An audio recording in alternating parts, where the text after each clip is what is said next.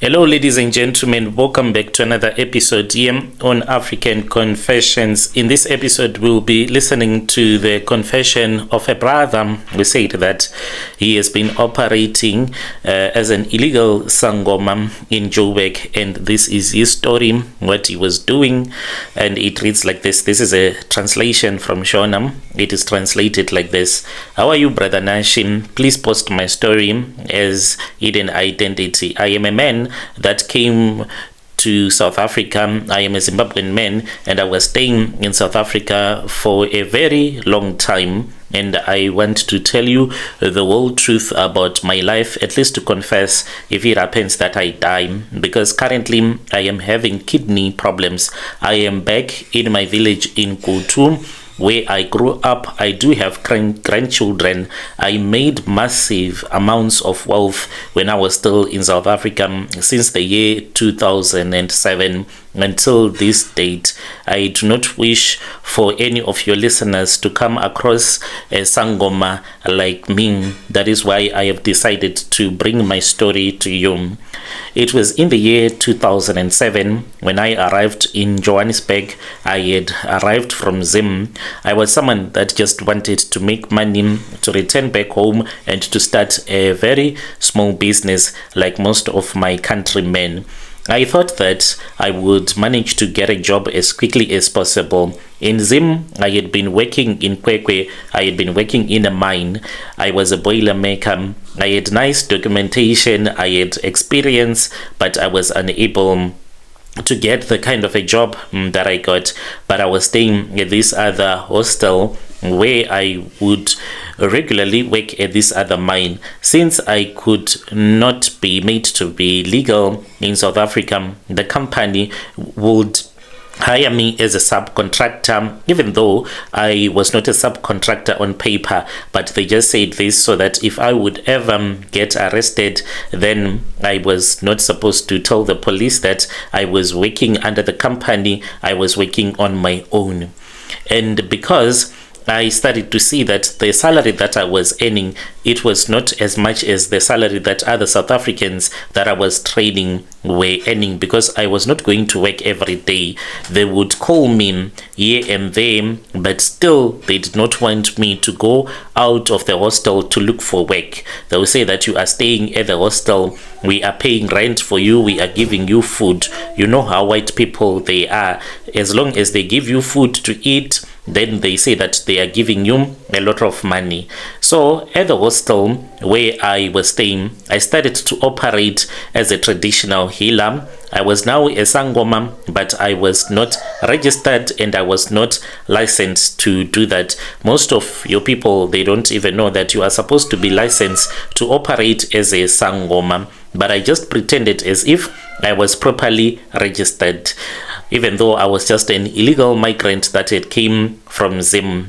So I was trying by all means to work really hard, but my bosses, they were doing things to me that were not nice, and I knew that even if I were to go somewhere else to stay in another hostel, it would be very difficult for me to get a job as a foreigner without papers. And the more that they started to digitalize things at that mine, the more it became harder and harder for me to work at that mine. But still, they allowed me to continue staying at that same hostel. To survive, I started a very small, simple hustle. Back when I was still here in Zimbabwe, my grandfather had taught me about basic knowledge about herbs that you could go and dig from the forest. I knew how to mix roots, powders, to even cure cancer, diabetes, those that have swollen legs, even if you had a snake bite. My grandfather had taught me how to mix roots of a tree to help that person that would have been bitten by a snake, as well as to help men, those that were struggling with manhood weakness, or those that wanted to last longer in bed when they are sleeping with their women. So I would grind these herbs and then I would do it in my room and sell them to the hostel dwellers. The most popular charm that I was creating it is called Mutundo Wekudo. Most of my people in Zim, they know it. To those that do know Shona, this is translated directly to baboon's urine in English. It is not actual urine, but it is a combination of highly bitter tree barks and some roots and specific minerals. When boiled and consumed, they will give a man extreme physical strength in bed. So the men from the hostel, they love it. They would go and book a prostitute and sleep with that prostitute all night without giving her rest. Word started to spread really fast. Within a few months, I went from someone that was just basically surviving to someone that was popular with taxi drivers and people from the hostel, as well as even other prostitutes as well. They would buy for their well-paying clients, those ones that they wanted to keep on coming back. Then they would put that baboon's urine into the black label of the men or into the milk stout that the men will be drinking. It is already bitter. If you mix it, you won't even notice the difference. So that man will be wondering, why is it when I go to that prostitute, I can perform very well, but when I am with my wife, I can't perform? So the man will keep on coming back to that woman to enjoy. So I would have men would come and they would ask me, they would usually come on weekends when they had their girlfriends. At that time, I was just an innocent Sangoma. I was a herbalist, not a Sangoma as such, because for you to be a Sangoma, you are supposed to go through a process where you are verified that you are a Sangoma. So most people that you call Sangomas on your show, they are not Sangomas, but they are herbalists. I knew nothing about your dark magic, blood covenant, money rituals. I was just a herbalist that was selling these charms, 50 rand here and there. But I wanted more and more money. The problem with Joburg is that there are a lot of cultures from different parts of South Africa, from different parts of the world, and everyone is looking for money. So some of the hostel guys that had bought my sex charms, they started to want more and more. They would come to me and they would be like, Baba, you are a powerful healer from Zim. We don't just want these sex charms. I want something. I am tired of being poor. Give me a charm to win a lotto. Give me a charm to bring magic money into my wallet. Every single day there were those that would come to me. I would try to tell them that I was just a healer from Zim, a herbalist. I knew health and manhood. But then that man would be like, if you cannot give me a money magic, you are a fake Sangoma. I'll find someone else. Because I also wanted money, some of my customers, they were being stolen by other Malawian Sangomas. So I tried by all means to improve my herbs, but those guys, they just wanted money ritual herbs. It was in the year 2009, I took the money that I had saved from selling baboon's urine, and then I went to Mozambique. When I went to Mozambique, I knew that there was a healer that was going to assist me. So this healer, he had spoken to me through one of the nephew who was practicing as a fake Sangoma as well in Joburg, but he did not have a big market. So I went to him and I told him my problem. The people in South Africa, they are pushing me for money rituals. I want power to make them win lotto magic money. Then that man said, yes, that is why I called for you, because I want you to rub my back and I will rub your back. I can help you, and you have arrived at the perfect time, because he said he had a serious problem that I was supposed to solve for him, and it was going to make us very rich, like the way that I am rich right now. So that Sangoma led me to a hidden room behind his shrine. The room, it was completely sealed and it smelled a lot. When we entered into them, I nearly vomited. Inside I saw a creature that is not supposed to exist. That creature, it is like a rat, but it has human eyes, even human hair, and it was a female rat. He then said that this rat, I made it, but I did not make it complete, and I created a creature that is not supposed to exist. This Tokoloshi, it sleeps with men in their dreams, and whenever it sleeps with a man in his dream, it becomes pregnant instantly. He then started to tell me that the creature that I was looking at, it was giving birth non-stop. And he said that he needed help because he could not take care of all the Tokoloshis that this rat was giving birth to. And I said, how do I sell a Tokoloshi to someone and that person is not supposed to know? Because he was like, if I can keep these Tokoloshis, they are going to eat all of my food, they will start to eat food of other villagers, and they will kick me out of this village.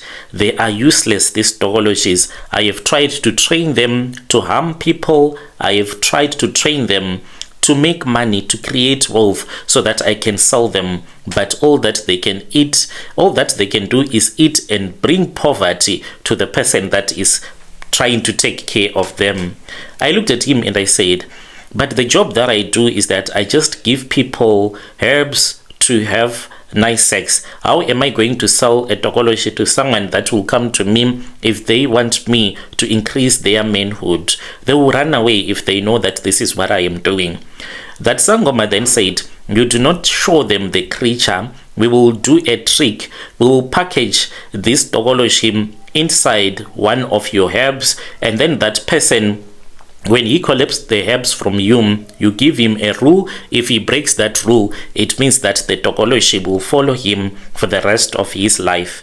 This was a simple plan. Whenever a customer came to my consultation room, even if they came for a simple headache, stomach ache, or a manhood booster, I would give them a small glass bottle with a liquid herbal mixture, and as I would be handing them the bottle, I will say to them, this is the rule.